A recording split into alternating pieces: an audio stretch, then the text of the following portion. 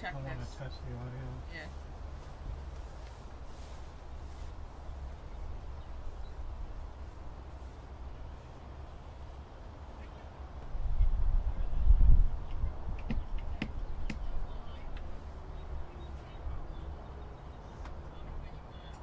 Go ahead. Testing. So switch it now.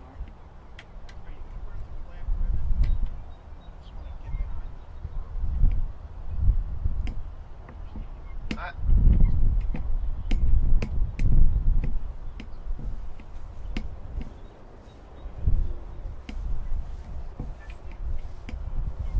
don't see it.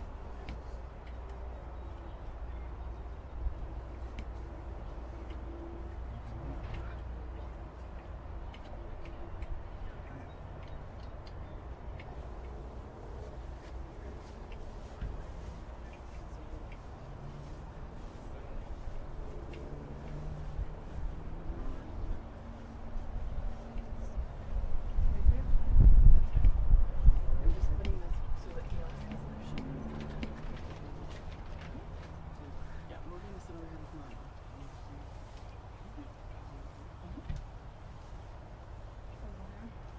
Are you guys sitting on this end or that end? I was just gonna put my backpack down to sit somewhere in the front. Can Dagan stand at the end? I was about to ask. He was right next to her. I don't know if you'll remember. Original? I did help Phil and then he does it there. Wait, so which side is? Where's Dagan sitting? Where should I sit? Do you want to be on the end of the backpack? Is that fine? Yeah, totally. Me and Lou and One is for you. Jenny might end up there. She could always think she was coming. I could always have her stand by me. Yeah. If she's by herself. And are one of these seats for Dagan? Mom, where are you sitting? I can have a I'm sitting here or here. Is the Bobo and you sitting over there? Yeah, and Lou, is that fine? Sure. She can always walk out if she Yeah. needs to. You can take that. I'll get it. And then But there's no one I'd sitting like 4 in copies. these two chairs. You're sitting, Tanta's sitting Okay. there. Do you want to move into these two chairs? Or do you want to be at the end? the backpack is pretty big. It kind of fits right Wait. there. Okay. I just want to sit next to City Hall. Oh, then we should. Okay, then I'll move. Then I'll move. Let's do this. No, I'll move. Oh, you could actually sit between Tanta and I. Sunny can sit next to you, Mommy. No, just near me. That's all. I can scooch this back a little bit Stay after where you are, we get Jen. the audio test Stay where you are. for you guys. What are you That- going to sit in? Well, I was just What going to if say, it's they time? could come sit here. Okay. Right, they can come sit there. Yeah, Okay. but I could sit next to Tanta too. Because we could put Beth on that. Okay. She was So I don't really care. Beth, and then Beth and Tanta, you, Matt, Beth and Lou. Yeah, that's perfect. Then it's easier for some. And I already tucked that one underneath. Yes, that's Right. Yeah. Okay, perfect. Thank you. And then we'll take over, and then you come in and sit something like that. Okay. So maybe I'll have. Sarah can sit there. Yeah. Or Sarah can sit. So people are facing, I think people are facing under their name. So I think walking here and here is not stepping on people. Yeah. I'm just gonna get these ready. I think that's a good signal. There's 2 open. I want you to know I nearly wore those exact same glasses. Yeah. They are so cool. Don't take them off. They're so cool, like flowers. You have to hold it down. She's taking it all. She's like, I'm a little overwhelmed. I feel like these need to not be here. All doing the same thing, but there's 2 little lights. Hello. No. That's not You guys should sit. Yeah, wait, yeah. I did And you also. Maureen will come sit up here. Maureen can sit in the front. Yeah, because it was freezing. Because I think the wind was Oh, you're playing everyone's favorite game. This one. Yeah, so this one you lift up, hold it down. I don't really know, but it was. Oh, it was Irwin's? Yes, that's what. That's I know. Are you facing over here? Yeah, I think she's stuff. So, He told me that. I'm not, it's not a stand. are just No, I was Oh, yeah. was his favorite game to play on Shabbos. I thought it was the tie game, but he preferred to play the sport over, and I think he knew more. Like the ties, he wasn't sure.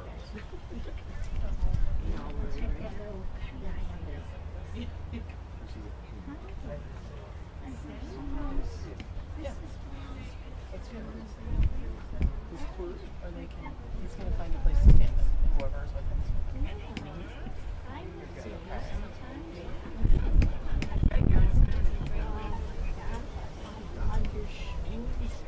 wish I could get up here like that.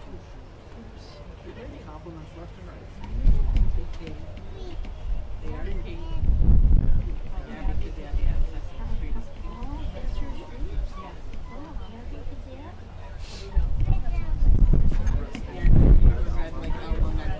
All the colors match their Sesame Street characters.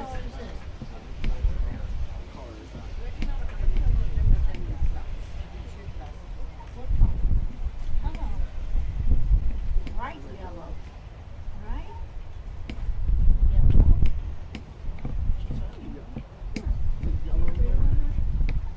Everything.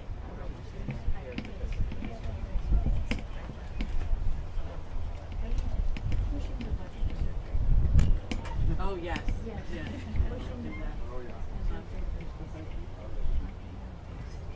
And this is winter. Yeah. For you. This is Sarah Bruce. It's a lot to look at. Yeah. I'm his wife, Sarah. They're like,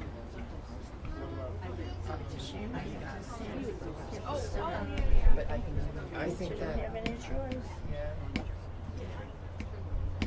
Right You're not sitting in front there. Oh yeah, I'm right here.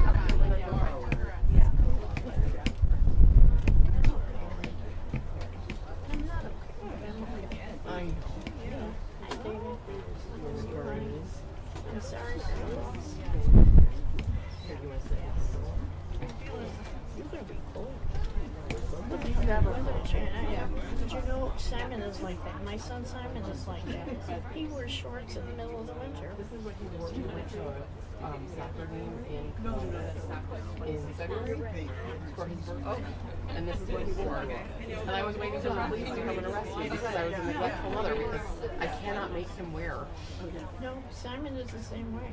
Simon wears, he's very warm blooded. Yeah, I'm hot all the And time, he so I get wears, it. and he wears shorts in the middle of the winter, right there? Yeah. Yep. It's not her husband, it's You know. son. But he wears shorts in the middle of the winter, so you're warm blooded, huh? Yeah. But you're really bruises the last time I saw you. I hate to say that to kids because I know they don't like you. But you did. You did.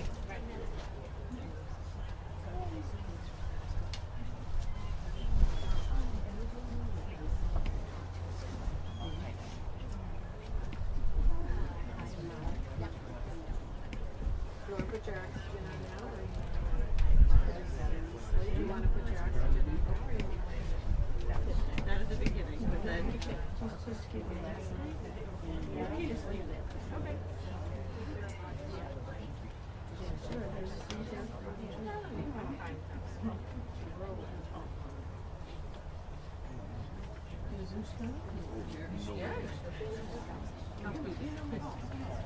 I met at the last time we were in your house, and I really enjoyed talking with you. Don't want to do it here, but I'm really sorry, guys. Oh, very good. Yeah, probably a blessing for Yeah, her. Cynthia's in my house, so this one's.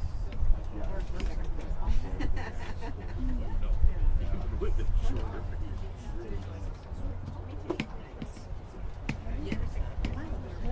Thanks to you. I know. Well, and physically, yeah. Yeah.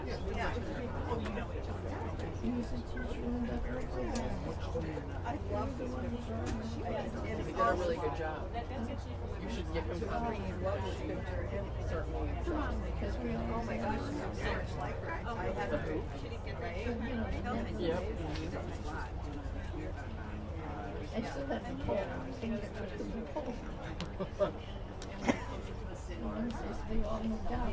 So I planted my flowers into the right thing, otherwise it was all stone. Well, because You don't you can't have flowers with basketball I players. never had a flower in the yard. Usually a flower.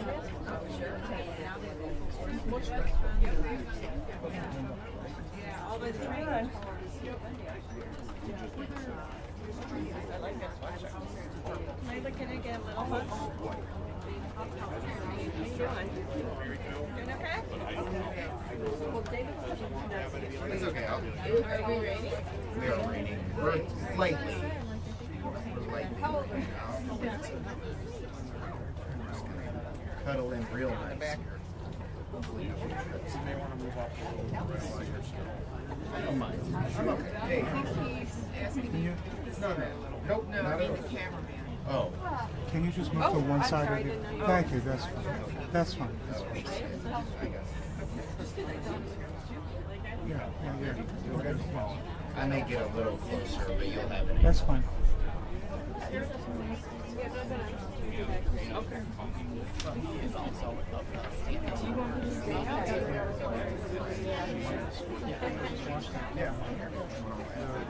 Which one? Are they both on?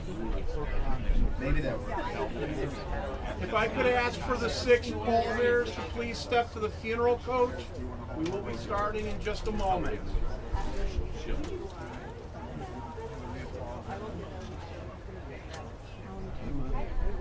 Yeah. Yeah.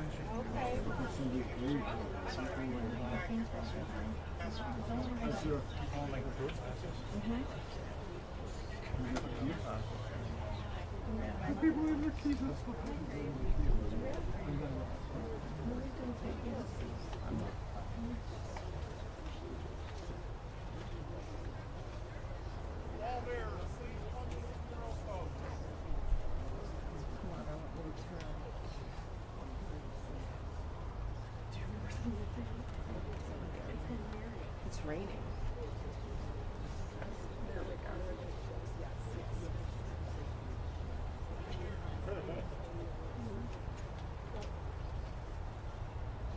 Which one of these is the live cam? This one?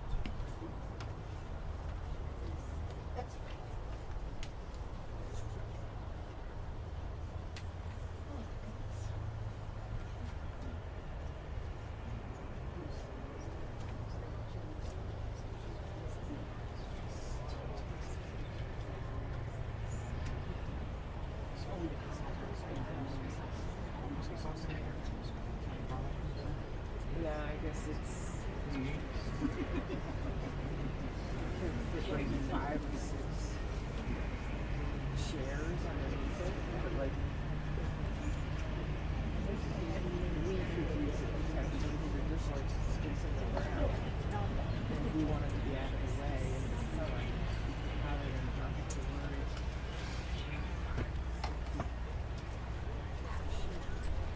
Let me see it.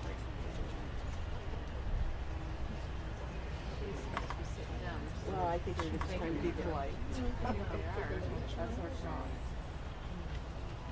Someone talks along with our yeah.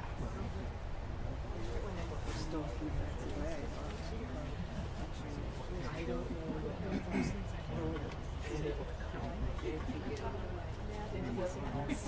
what.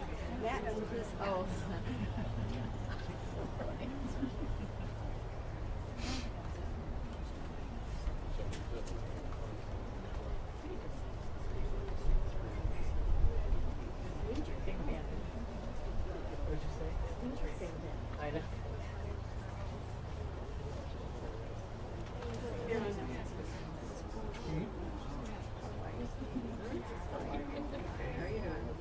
I know.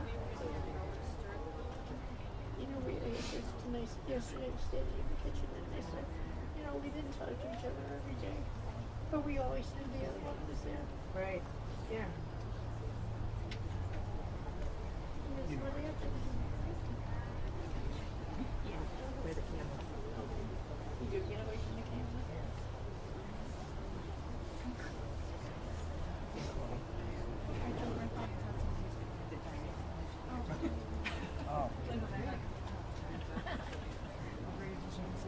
cool.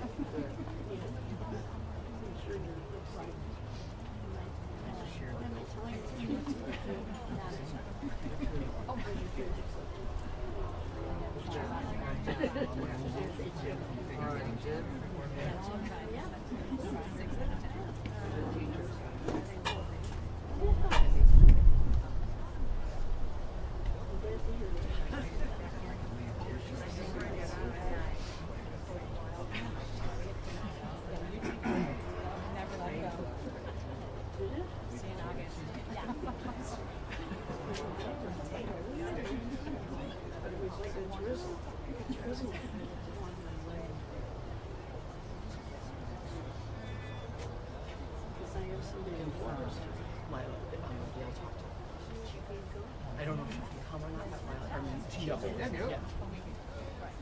But she said she was gonna cry. Would you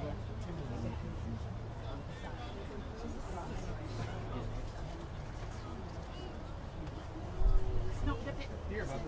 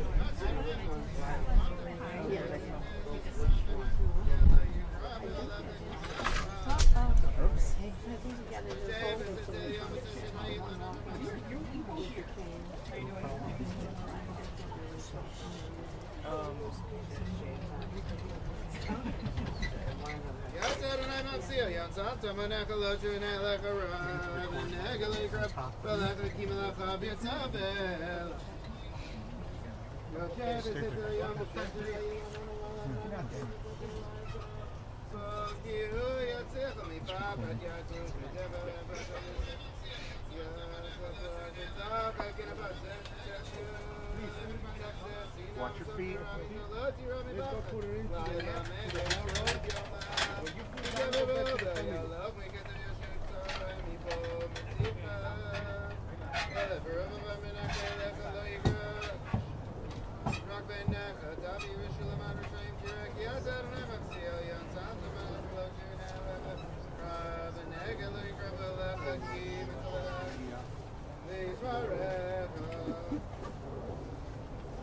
We're about to begin our service.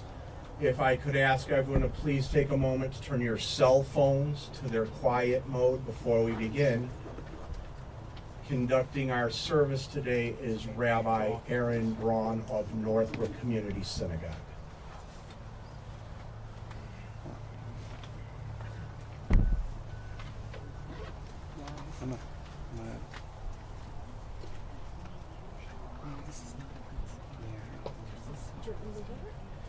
We begin today with a psalm, Tehillim Tet Vav, Psalm 15. Mizmor LeDavid Adonai mi Yagor Be'olecha Mishkan Behar Kadshecha. A song of David, Lord, who may sojourn in your tent, who may dwell on your holy mountain. Olech Tamimufo El Tzedek V'Dover Emet V'Levavo. One who walks in purity, does what is righteous, and speaks the truth from the heart. Lo raga al shano lo asal re'ehu ra'a v'cherpa lo nasa al krovo. Who has no slander on the tongue, nor has done harm to a fellow, nor cast disgrace towards a neighbor. Nivzeh be'enav nimas v'et yibrei Adonai yechabed nishma v'hara v'lo yamir. In whose eyes a contemptible person is repulsive, but who honors those who are in awe of the Lord, who swears truthfully, even to personal hurt, and never retracts. Kasbo lo natam beneshech v'shochad al naki lo lakach ose ele lo yimot leolam. Who does not lend money on interest nor takes a bribe against the innocent. One who does these things shall never falter. It is customary in religious Jewish homes that on Friday nights the matriarch of the family is serenaded with the following from Mishle, from Proverbs. Eshet chayil mi yimsa verachok mi mikra. Batach ba'lev ba'lal v'shalal lo yechzar. Gemalat hu tov v'lo ra kol yemei chaya. Darshat semer ufishtim v'ta'as b'chafetz kabeha. A gallant woman who can find far beyond pearls is her worth. Her husband's heartfelt trust is in her, and he shall lack for nothing. She bestows good upon him and never harm all the days of her life. She seeks out wool and linen, and her hands work willingly. Pia patcha b'chachma v'torat chesed al lashona. Sophia halichot beita v'lechem atzlut lo tochel. Kamu v'neha v'ashrua bala v'halala. Rabot banot asuchayel v'atalit al kulana. Sheker achein v'hevel ayofi isha yirat Adonai hi tehalal. Tnu la mipri yadeha v'alalua shari ma'aseh. Her mouth is open with wisdom, and the teaching of kindness is on her tongue. She oversees the ways of her household and partakes not of the bread of laziness. Her children arise and praise her husband, and he lauds her. Many daughters have accomplished well, but you surpass them all. Grace is false, and beauty is vain. A woman in awe of God should be praised. Give her the fruits of her own hand, and let her deeds praise her in the gathering places. Before writing this eulogy, I went back and read the eulogy I gave about 1.5 years ago for Erwin. I generally have a policy that while I have a structure for how to write, I never use material from one to another. Each person is unique, and each deserves a eulogy that is crafted for them. However, in thinking about Roz and reading Erwin's introduction, I couldn't help think how apropos it was. They lived such honest and loving lives together. I have to confess, they share much of the opening too. It just seemed right. It is never an easy process to join here and leave behind the goof, the physical manifestation of those we love. Roz was a force, and yet the most gentle and kind person I had ever met. She was always more interested in the lives of those around her than in talking about herself, a rare quality. It was just about a week ago that we had the chance to see Roz for Yisker in Shul. She was so vibrant and lively that it's hard to believe that she's gone. But Roz's legacy will endure. Her demeanor, her smile, her joy, and her memory for every detail of even strangers' lives will remain in the memories of those who knew her best. This is the beginning of a transition from a time we could rely on Roz in our lives to a time when Roz will have to rely on us. It is up to each of us to ensure that her time here with us was not for nothing. It is up to each of us to share her story and keep her legacy alive for her and Erwin's grandchildren, and now their great-grandchildren, and more to come. So the essence of who Roz was remains for us a blessing that will enrich our lives as her presence often did. Today we begin to tell her story, but in the days, weeks, and months to come, I hope you will each take the time to tell those stories of her life and your time with her. It is in those stories that the memory of Roslyn will continue to carry forth with you. Born Roslyn Rachel Jacobson in Lutheran Deaconess Hospital at 1138 North Levitt Street in Chicago, Illinois, on Monday, September 12, 1932, to Bernard, or Boris, as he was known, and Dennis Jacobson.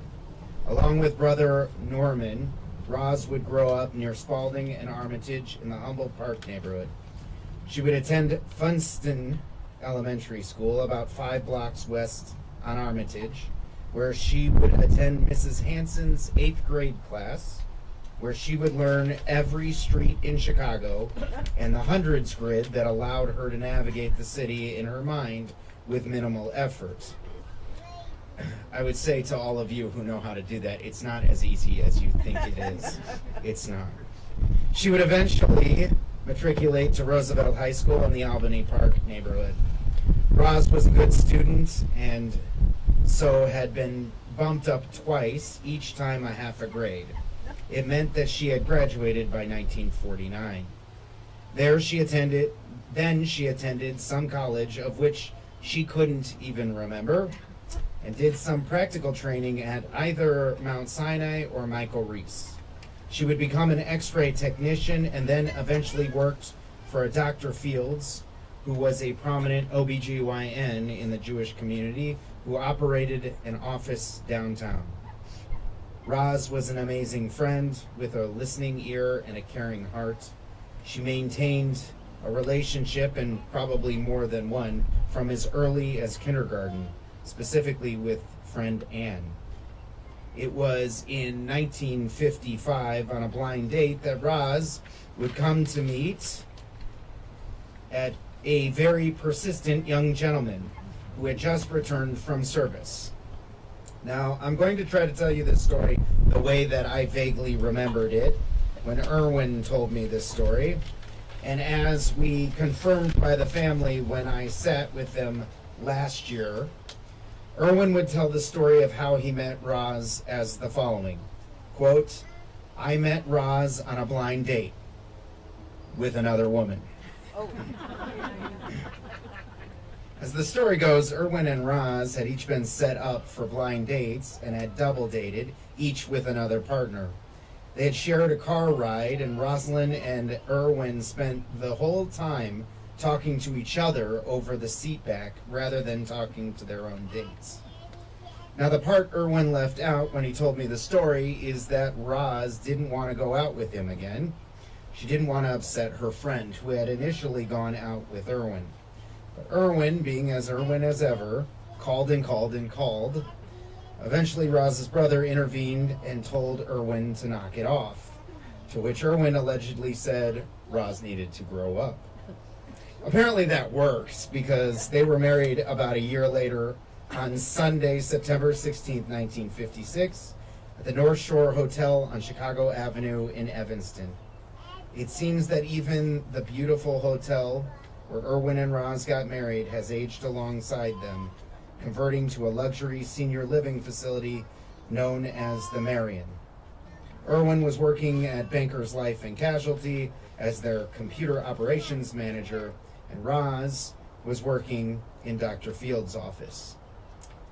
They moved to an apartment at first at 1640 West Greenleaf in Rogers Park. It was 2 short years later, and they had Gail, and then another 16 years before being blessed with Linda. In the meantime, just 5 years after marriage, they had moved to 9272 Home Terrace in Des Plaines, where Roz remained until just last week. Roz and Erwin were about the most stable and reliable people I've ever heard of. They stayed in the same house for the better part of 64 years and shared a marriage of 67 and a half years, all while working essentially the same jobs. Sure, Roz would take a break from work to raise the kids, but she always dedicated herself to helping. Whether it was in her own house or at a doctor's office, she was there to help. Roz was ever evolving, getting her driver's license at first when she was in her 50s at Maine East. It didn't mean she loved driving. She simply had her comfort stretch of Gulf Road in each direction that she was willing to travel. In fact, I'm told in large part, they never moved because Roz knew her way around by the house and was concerned she wouldn't be comfortable driving to and from another location. But driving was a minor challenge compared to her fight for life. Roslyn had cancer at least 4 times from 3 different types. She had breast cancer in her late 50s and again in her 80s. She had thyroid cancer in her late 40s and skin cancer in her 70s. Every time she met the challenge with class and dignity.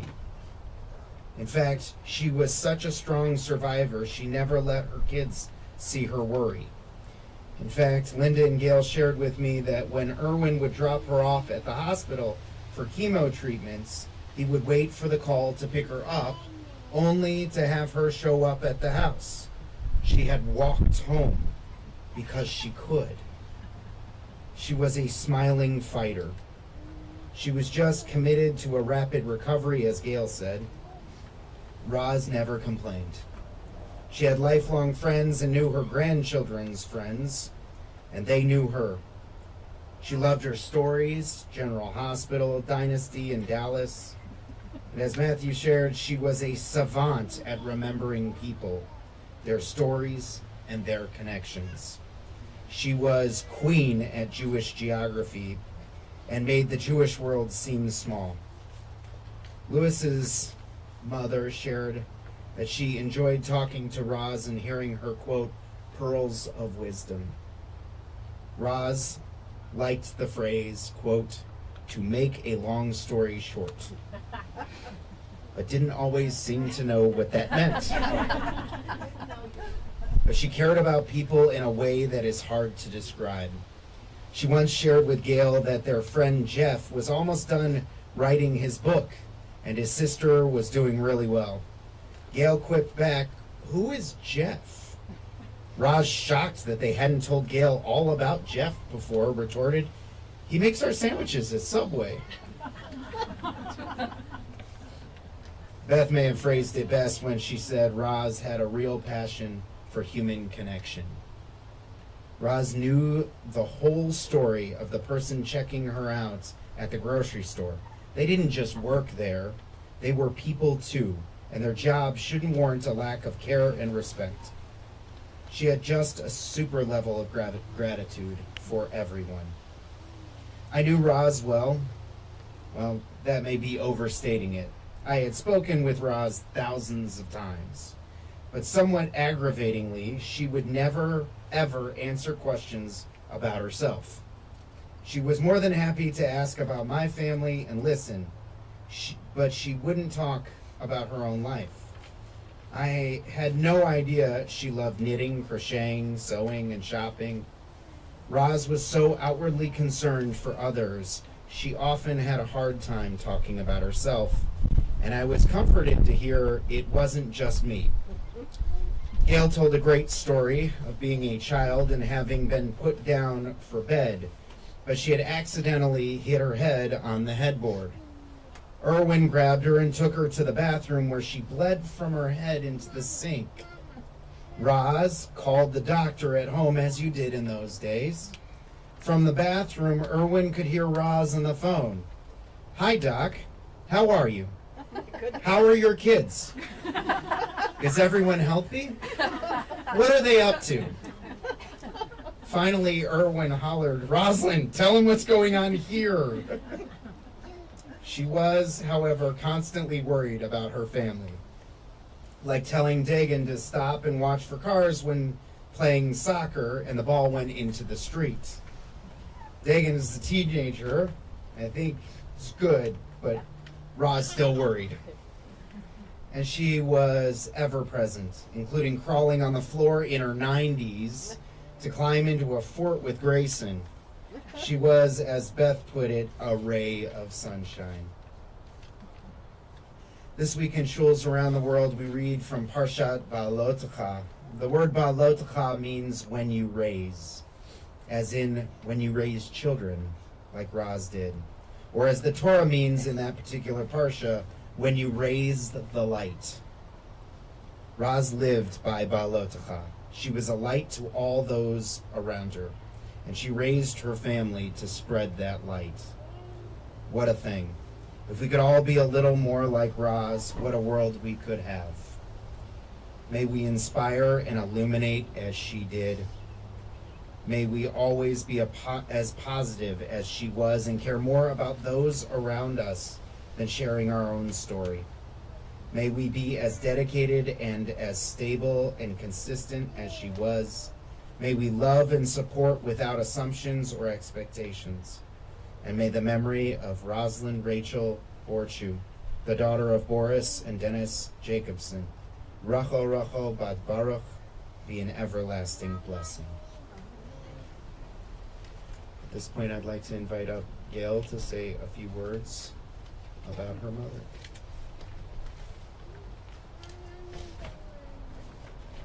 This thing is like falling backwards, so just be careful, of course. Be careful.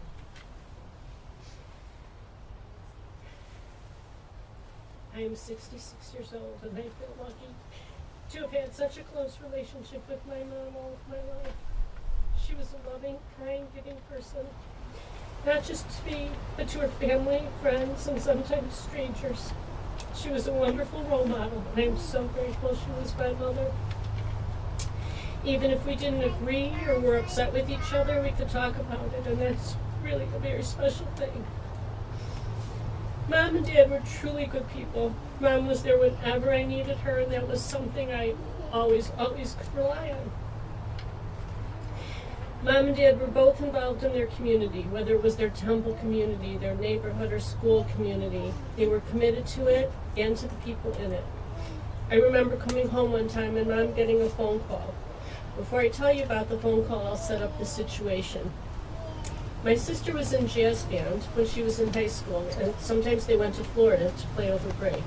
Or the story might have existed in a time you were there for a sports thing, but the story is, this year, this story was happening, my sister was out of high school and away at college, and it was before cell phones.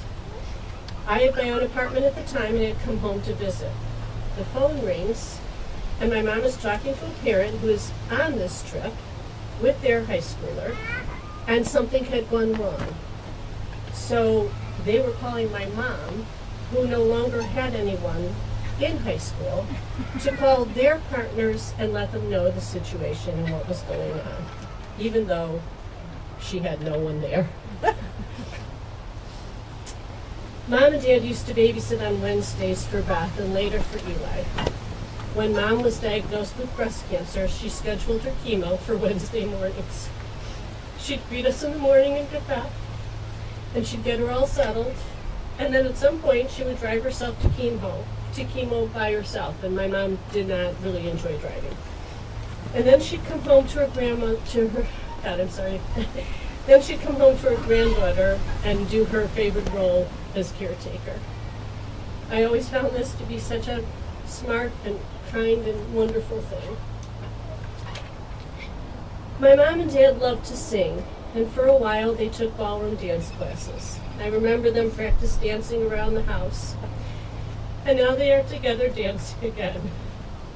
More than one person since my mom has passed has also told me that's how they picture my parents now that Mom is gone.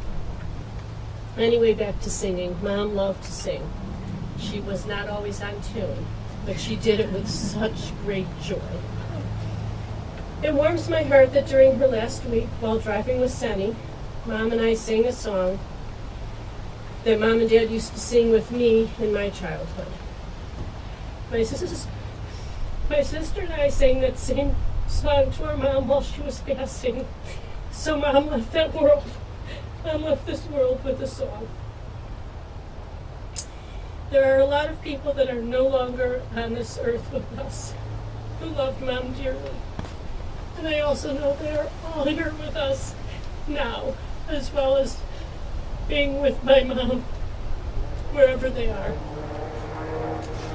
I know my mom will always be a part of who I am and how I treat other people. She will always be in my heart, and her kindness and caring will be passed down to my family for generations. Even though I know that, it still hurts terribly that she is not here to mother me. I will miss you, Mom.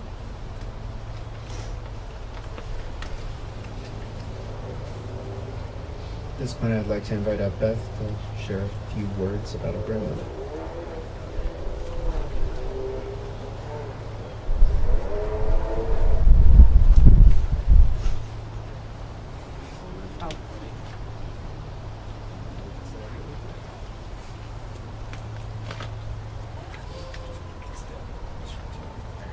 Thank you.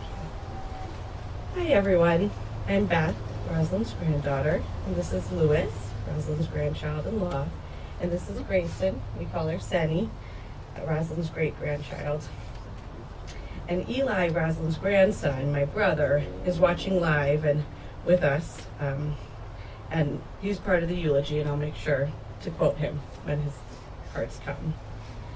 There are so many wonderful things about our grandma that at first we weren't sure how to organize our thoughts. In the past couple days, the amount of my friends saying she was such a kind woman, I loved talking with her at events, made me smile. Not that many adults have a grandparent long enough and always wanting to put in the effort to attend all social events to get to know their friends so well. I feel truly blessed. Our grandma had a lot of sayings and habits that made her the wonderful person she was. So we will use those as structure to our eulogy and call them grandma-isms. To make a long story short, my grandma remembered everything, even into her elderly years. She loved connecting with others, and part of connecting with others is telling stories. My grandma was so good at telling stories, whether they were old family tales or new experiences. There were always unnecessary details. Some may say rambling. I would call it adding extra sparkle. But no matter what, she would always say first to make a long story short. And then the story would be very long. This practice was passed down through the generations. Just on Thursday, when I called one of my best friends to let her know what had happened with Grandma, I left a voicemail so long that the voicemail decided I was done and cut me off. Later on the phone, we laughed together, saying that's exactly what Grandma would have done. Grandma-ism, to make a long story short. Who could love you? A confusing old Jewish saying that meant the opposite. Grandma would always say with such enthusiasm and joy to Senny, who could love you? Meaning who couldn't love you? The expression on Grandma's face when she saw Senny was priceless. There's no way to describe the happiness in her smile, the joy she felt, and the pride she had in being a great grandma. Grandma Roz's mother, my great-grandma Nani, was alive until I was about 1.5 years old. Even though I may not have detailed memories of all of our interactions, I can see her smile and always think fondly of her. I've been told so many times that I brought so much joy to her life, and it was so special the way she smiled at me. When I saw my grandma smile at my daughter that way, I knew exactly what my mom had been talking about all those years. It was such a blessing to see. Even at 92 years old, Grandma was never going to miss a moment with her great-granddaughter. Maybe the FOMO runs in the family as well. As little as 6 weeks ago, Senny made a fort on the ground at my parents' house, and without second thought, 92-year-old great-grandma was in the fort reading to Senny. It might have taken a couple of us to help her up, but she was not concerned and never complained.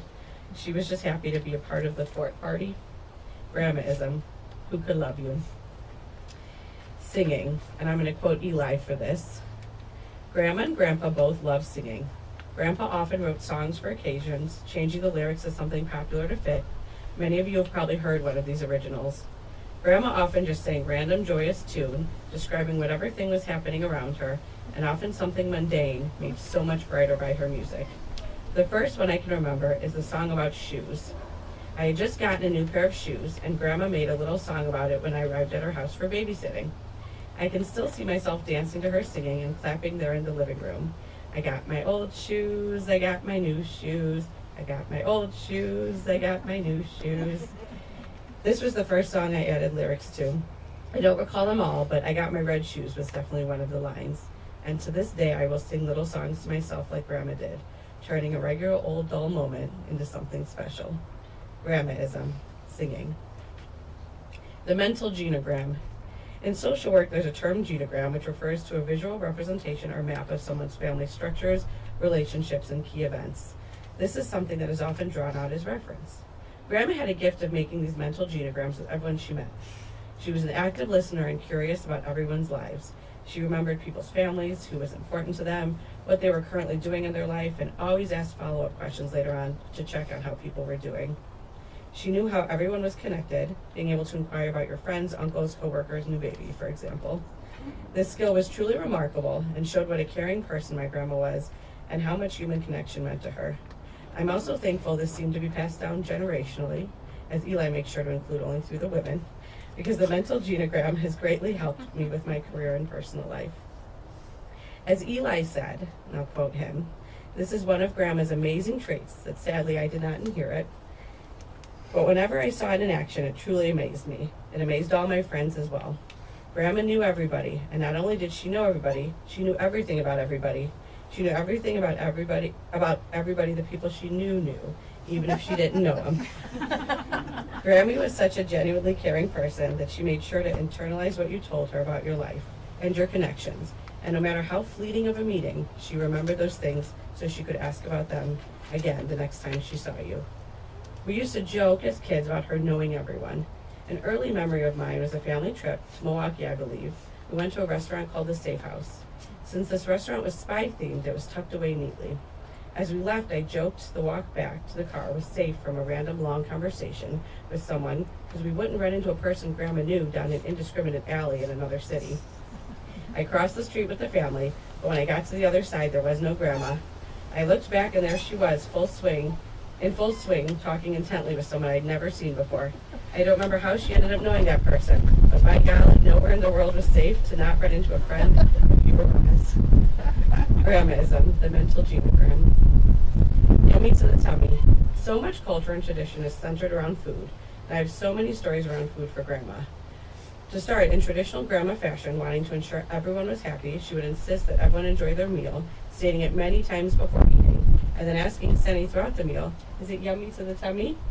and sharing all her food, making sure Senny enjoyed her meal. Grandma could eat.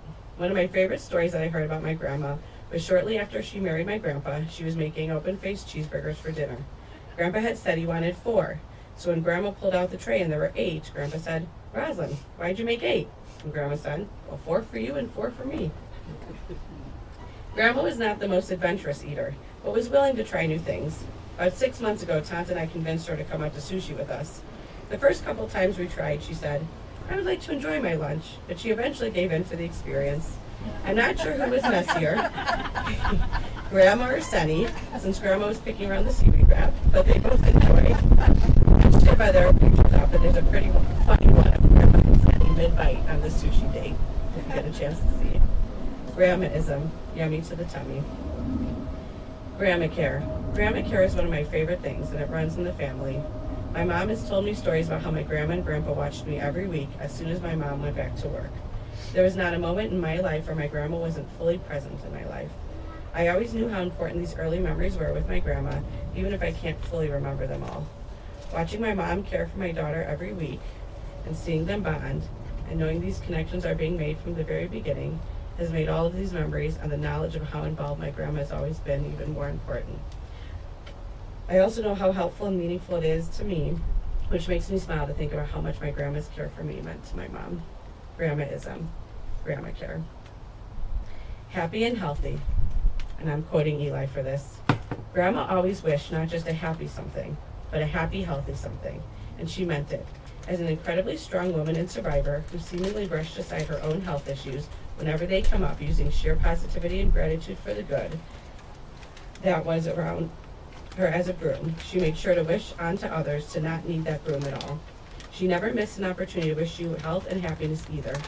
There didn't need to be a something associated with it. It could just be the end of a phone call. She truly wanted everyone around her to be blessed with these 2 amazingly important things, and did her best to help bestow them whenever she could. It will be odd not hearing Happy Healthy on every birthday and New Year from here on out. But I know she will be willing it from above, and I will do my best to take up the mantle for this. Grandmaism, happy and healthy. Thank you. I remember shopping with my grandma as a young child and Grandma making conversation with the woman checking us out. My grandma was so thankful, thanking her many times and thanking her for her time. I said to my grandma after, "Why did you say thank you so much? Why did you thank her for her time? It was her job. She had to." And that is when my grandma explained that just because it was her job, we should still be thankful. She treated us with kindness, and we should appreciate that. My grandma taught me to always be thankful and grateful, and how important human connection is. The connection you have with people can be more than just an interaction if you put in the time and effort. My grandma and grandpa did this everywhere they went. They knew the stories and accomplishments of people they met in many interactions, including the man that made their sandwiches regularly at Subway and the waitress they often saw at a local pizza place. Grandmaism, being thankful and human connection. Survivor. I'm not even sure if everyone knows this about my grandma, but she's an extremely resilient breast cancer survivor. She had breast cancer twice and thyroid cancer once. At one point, the cancer came back while she was in her 80s and I was in college. She needed to have surgery, and I was able to work around my schedule to come visit her right before and after surgery. I was so anxious since my 80-something-year-old grandma had cancer, and there she was in bed, smiling ear to ear, excited to see me and taking joy in our interactions even before a major surgery. Grandma followed all the discharge directions, icing every 20 minutes and lifting her arm regularly so that she was able to lift her arm fully shortly after surgery. She would also walk home from her chemo appointments in her 80s. Since that point she couldn't drive, but she was independent and felt good taking care of herself. Grandmaism, being a survivor. And lastly, chocolate, which there should be a couple bags of Hershey's Kisses going around. Please take one if you're happy to do so. Grandma loved chocolate. I know chocolate is great, and most people like chocolate, but I would say chocolate was part of my grandma's identity. She loved all chocolate, and then loved that she could share her chocolate with someone, and then they would love it. The joy on her face when she first fed my cousin Dagan chocolate as a baby, as my aunt describes it, was an open-mouthed insert chocolate type of situation. Watching her give Senny chocolate was joyous. These past couple days, we've gotten my grandma's favorite chocolate pixies from Fannie Mae and have been cheersing to her, a tradition that we will keep on going. Right, Sen? What a perfect time to cheers. So please raise your Hershey's Kiss in honor of the sweetest woman, our grandma. Yummy to the tummy.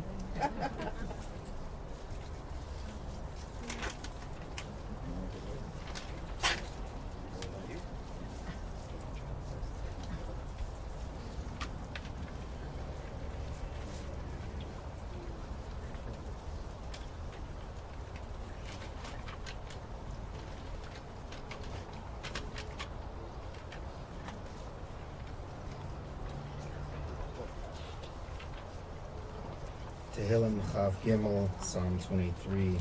Mizmor LeDavid Adonai, Ro'i Lo Yechsar, Bino Deshe, Yarbitzeni Al Mei Menuchot, Yinahaleni, Nashi Yeshovev, Yancheni B'maglei Tzedek L'man Shemo, Gam Ki Elech Begetz Al Mavet Lo Ira Ra Ki Ata Imadi, Shivtecha Umishantecha, Hema Yenachamoni, Taroch Lefanai Shulchan Neged Zorarai, Kishanta V'Shemen Roshi, Kosi Revaya.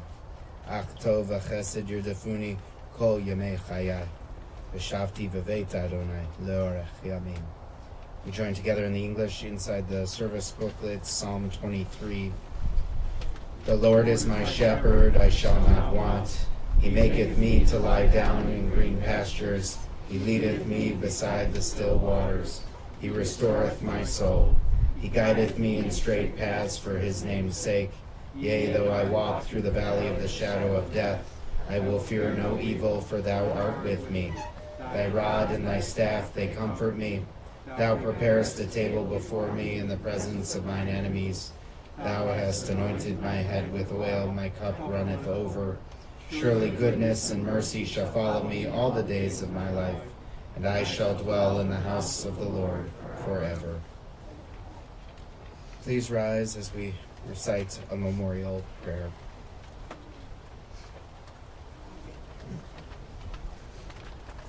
El Malei Rachamim Shochein Bamromim Hametzei Menucha Nechona Al Kanfei HaShechina B'Mahalot Kedoshim Utehorim Gezarakia Mazhirim Et Nishmat Rachel Bat Baruch Shahalcha L'Olamam Ba'avuhu Shanachnu Bipalelim Be'ad Haskarat Nishmata Began Eden Tehe Menuchata Lachain Bal Harachamim Yastirea Besetikun V'Lolamim Vayitzror Betzror Achayim Ehed Nishmata Adonai Unachalata V'tanuach B'Shalom Al Mishkava V'nomahar Amen. God, full of compassion, who dwells on high, grant proper repose in the sheltering wings of your presence, in the lofty levels of the holy and pure, who shine as the brightness of the firmament unto the soul of Roslyn Rachel Borchew, the daughter of Bernard, Boris, and Dennis Jacobson, who has gone to her world and for whose memory we pray. May her repose be in paradise.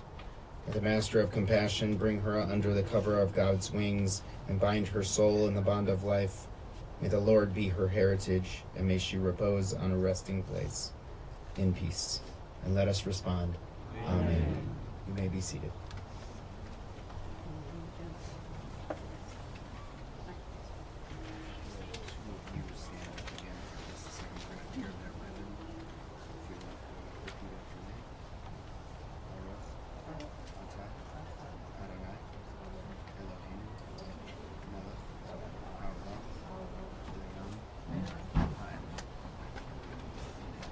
Blessed are you, Lord our God, ruler of the universe, who is the true judge.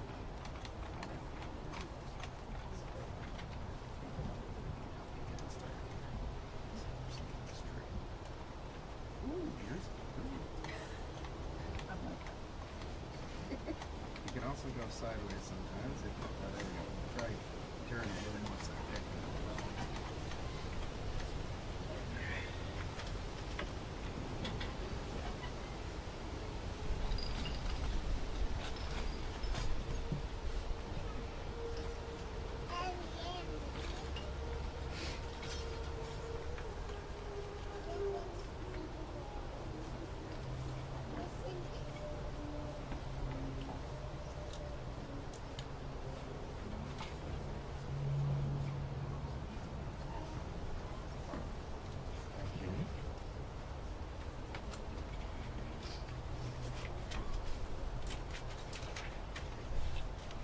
In a moment, as soon as they clear the equipment, we'll ask all those who are present and able to help in the burial process.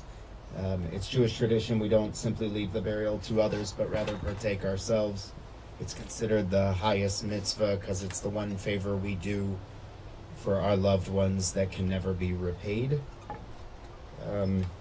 There are a few things to keep in mind. When you step forward, first, be careful the ground's a little soft. Be careful the edges, please. Second of all, we use the shovel the first time just upside down once. Just shows a hesitation to perform this great mitzvah. And then after you're done, don't pass the shovel from person to person. We're not in a tremendous hurry here. This isn't a job site. We take it slow and with care.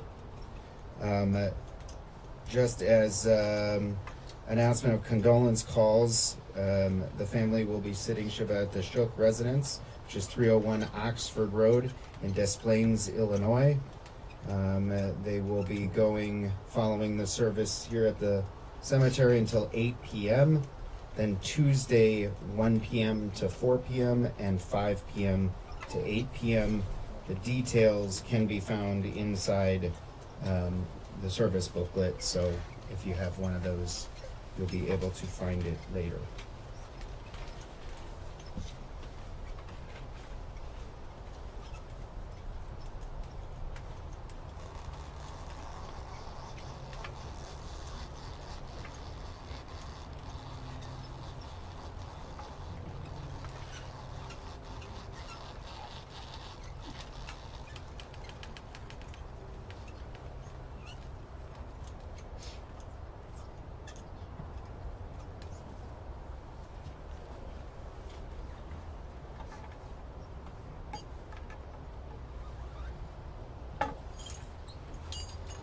Ask the immediate family to come first, followed by extended family and friends.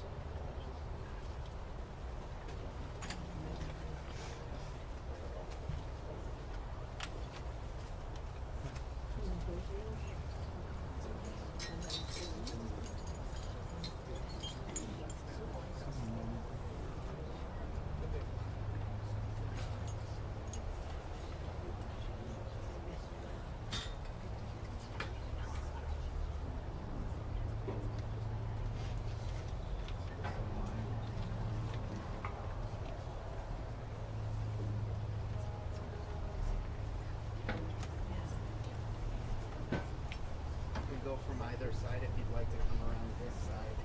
This way though. No, don't go that way.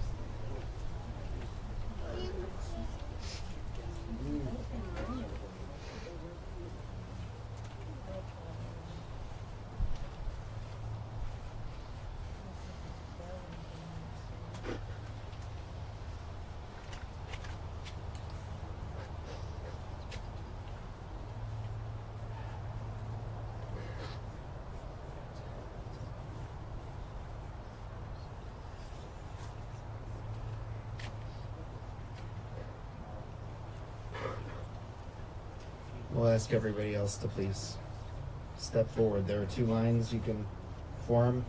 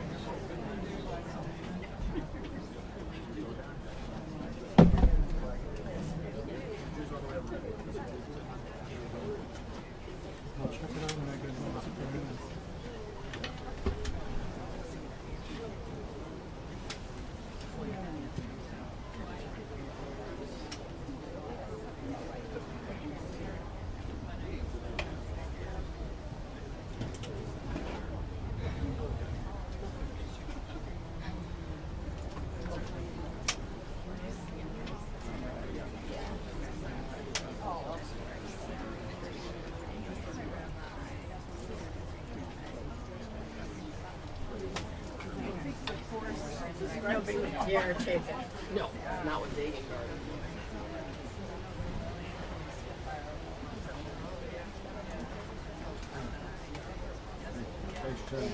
Hi, Jen. Hi.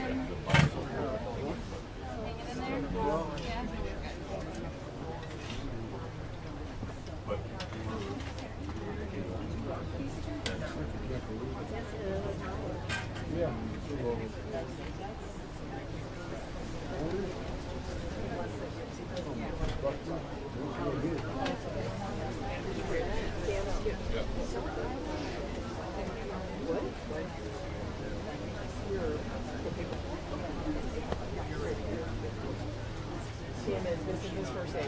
I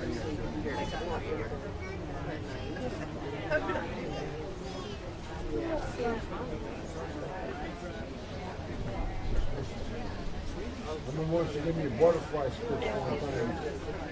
I cut. Right? They go to the doctor.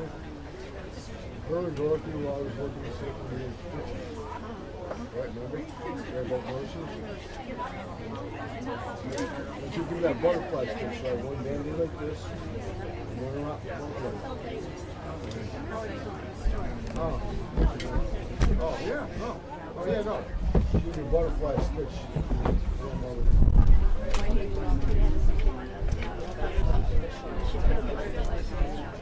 Band-aid, one band-aid this way, and one band-aid that way. She was like a nurse in the neighborhood. You always got cuts and stuff, so she made a decision whether we had to get stitches or not. Yeah, I remember that she came there. For us. Because otherwise we have the stitches. You know, I go get stitches in January, right?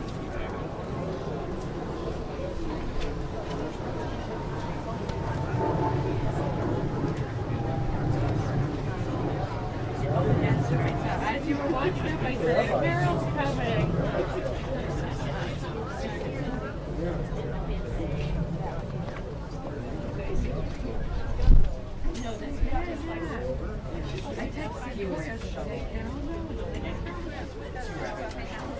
What?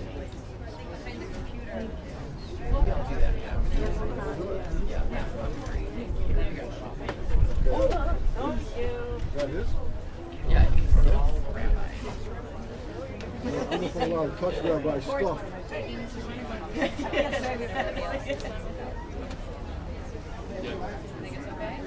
Maybe I should bring it to him.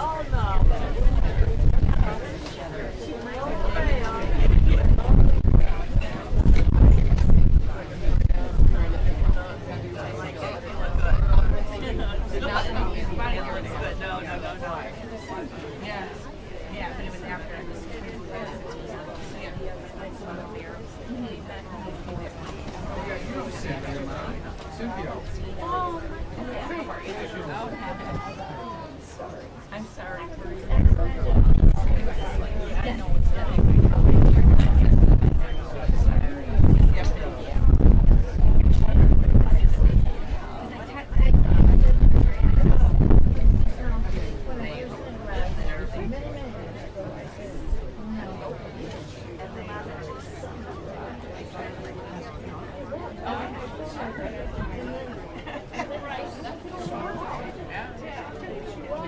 Something on the other side. You look happier.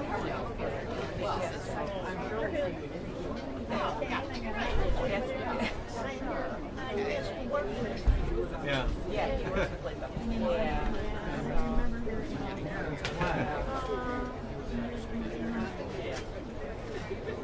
Nice to see you. Not a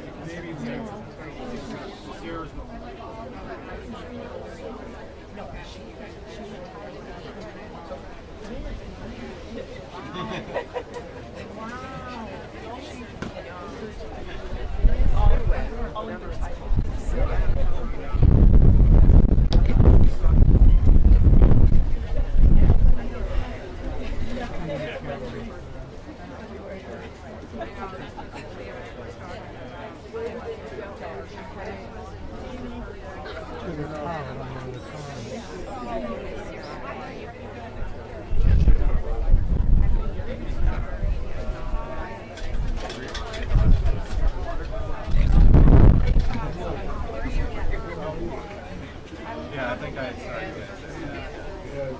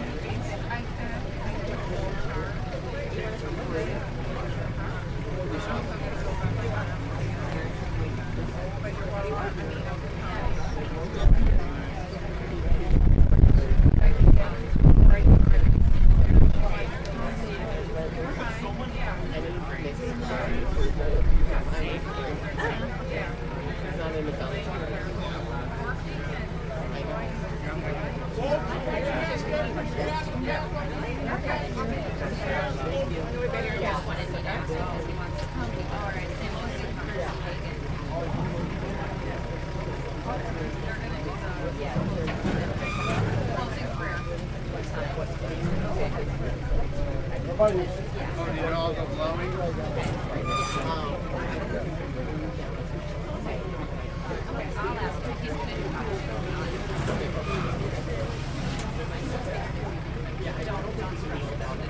Atzor tamim pa'alo ki chol derachav mishpat el emuna ve'en avel tzadik v'yasharu. Atzor tamim b'chol pa'al mi omar lo ma tif'al hashalit v'mateh u'v'ma'al me'mit macheh morid sha'ol v'ya'al. The rock perfect is God's work. For all God's paths are just. God of faith without iniquity, righteous and fair is God.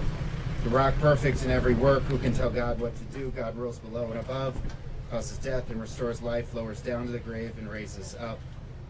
Adonai natan v'Adonai lakach yehi shem Adonai mevarach v'hu rachum mechaper avon v'lo yishchit v'hir ba'ala shiva po v'lo yir kol chamato. The Lord has given and the Lord has taken away. Blessed is the name of the Lord. And God, the merciful one, will forgive iniquity and not destroy, frequently withdrawing anger, not arousing the entirety of God's rage. Say a mourner's Kaddish at this point. If you need, it's in the service booklet. Yitzkadal v'yitzkadash shmei Rabbah v'yalma divrach hirte v'yamlich malchute v'chayechon v'yamechon v'chayei d'chol beit Yisrael v'agala v'zman kariv v'imru amen Yehei shmei Rabbah mevarach le'olam alo me'omaya Yitbarach v'yishtabach v'yitba'ar v'yitromam v'yitnaseh v'yitadar v'yitalev v'yitalal shemei kudusha b'rechu le'ela min kol birchata v'shirata tushbechata v'nechamata damiram v'alma v'imru amen Yehei shlam araba min shemaya v'chaim aleinu v'yalko Yisrael v'imru amen Ose Shalom Biroma, Huya Se Shalom, Aleinu V'Yal Yisrael V'Imru Amen. L'chi v'shalom v'tanuchi v'shalom t'amdi l'goralech l'ketz hayamin. Go in peace, repose in peace, and arise to your ultimate destiny at the end of days. At this point, we'll ask all those who aren't immediate mourners to make 2 lines facing each other so we have an aisle between going back towards the roadway. Not everyone forms 2 lines right here.